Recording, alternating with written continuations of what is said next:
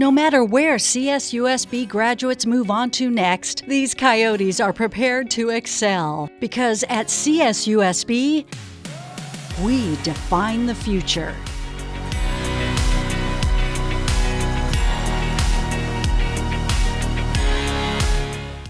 One in 5 CSUSB students who earn a bachelor's degree attend graduate or professional school. And many of those students decide to stay at their alma mater, making CSUSB one of the top chosen graduate schools due to its high-quality programs and first-rate faculty.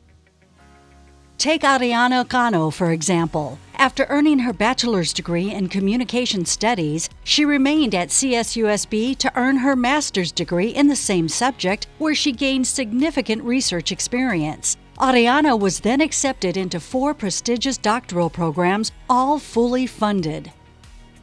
While many graduates stay at CSUSB, others move to prominent universities.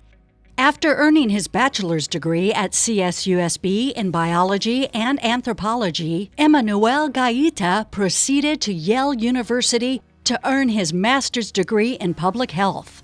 Emmanuel is now a student at the University of California, Davis School of Medicine, with a plan to become the first doctor in his family.